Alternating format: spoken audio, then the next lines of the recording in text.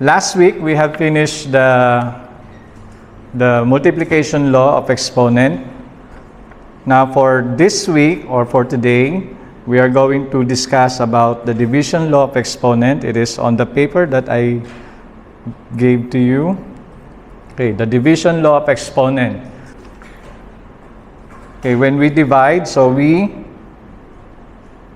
subtract the exponent. Okay, in multiplication, we do addition, right? Okay. X power of m, okay, times x power of n. Okay.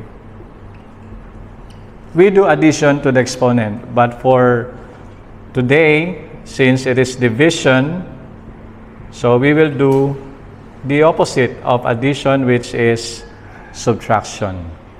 Okay, so for number 1, okay, examples are so easy.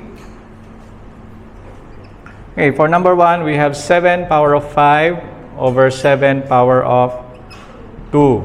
Okay, so we have the same base. So 7, okay, 5 minus 2. So 7 power of 3. Okay. Next one. Okay, so 5 power of 8, 5 power of 6. So we have 8 minus 6, 5 power of what? 2. Okay.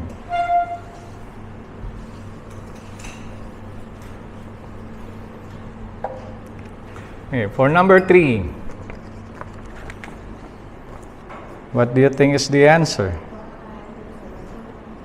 Y power of what?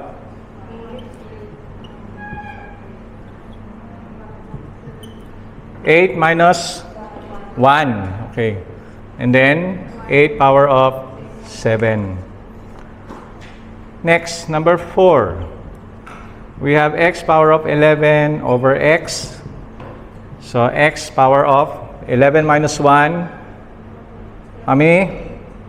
10. Okay. You can say it louder, so that your voice can be heard also.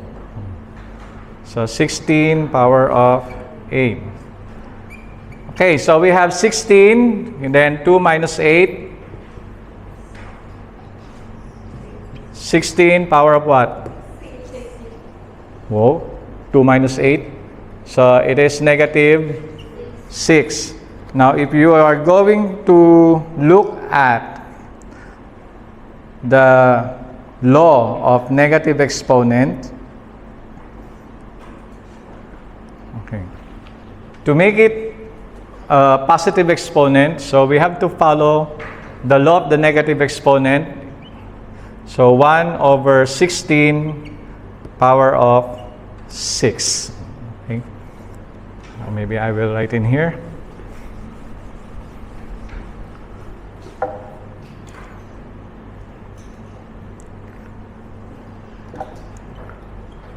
Okay, by applying the law of exponent or the negative law of exponent, so 1 over 16 power of 6. Okay?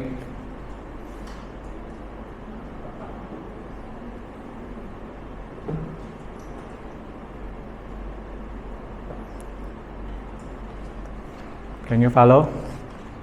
Yes or no? Yes, okay. Number 6. Okay, 7 power of 2 over 7 power of 9. So we have 7, 2 minus 9, 7 power of what? Negative? 7. Okay. So, by applying the negative law of exponent, to make it positive exponent, so 1 over 7 power of 7. Okay, next. Number 7, m power of 6 over m power of 12. So we have 6 minus 12, m power of negative 6. So it is 1 over m power of 6. Okay.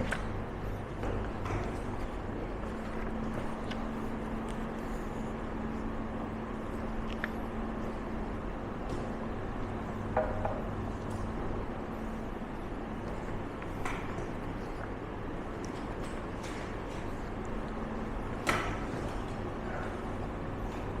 next.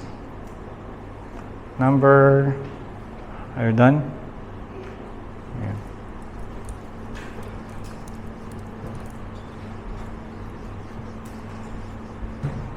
Okay, next, number 8. Okay, a power of 3. We have a power of 4. Manao. Just stand there. Okay. What is 3 minus 4, Manao? 3 minus 4. 1. Not 1. Minus 1. Okay. So 1 over A. Okay. The next one, number 9.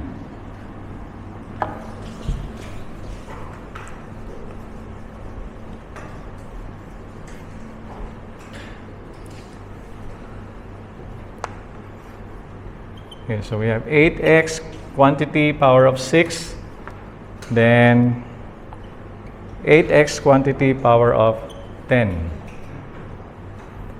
So with this kind of question, there's no need to distribute the exponent. You just copy it. Okay, because they have the same base, so no need to apply the distributive law of exponent. No need. Then 6 minus 10. So 8x quantity power of 6 minus 10 is negative 4. Very good. So the answer, 1 over 8x quantity power of 4. Do not remove the parentheses, because if you remove, it will be different. Not equal. Number 10. Okay, so the same base.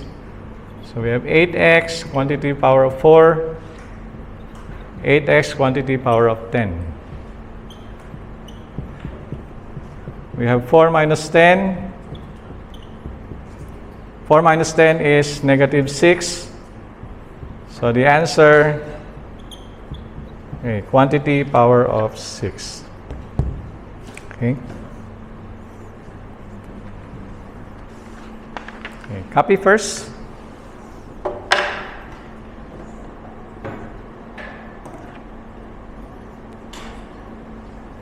Yes, question.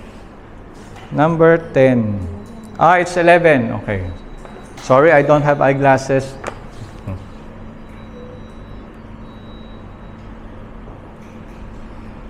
Okay, so 4 minus 11 is how many? Negative 7. So it's power of 7. Thank you.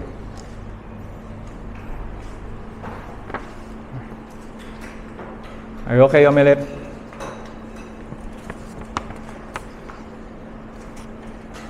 Any question before I proceed? Bonus, are you okay?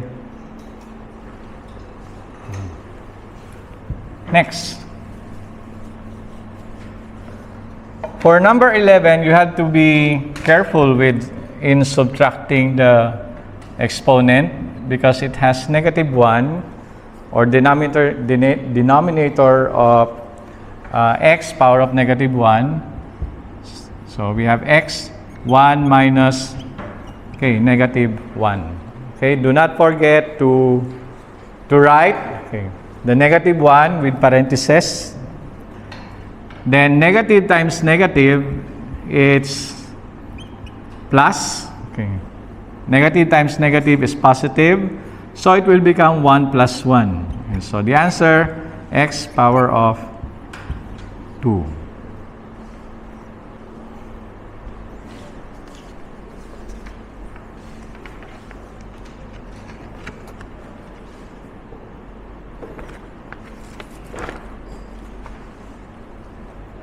Okay.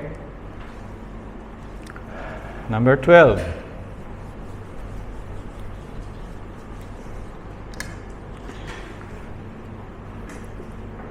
Okay, x power of 8 quantity or over x power of negative 3.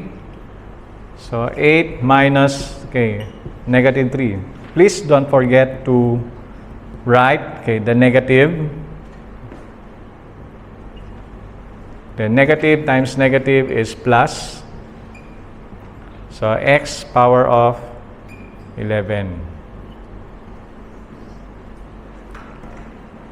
Can you follow? Sure na? You follow?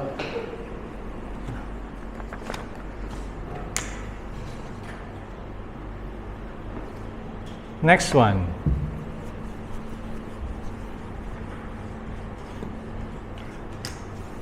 Number 13.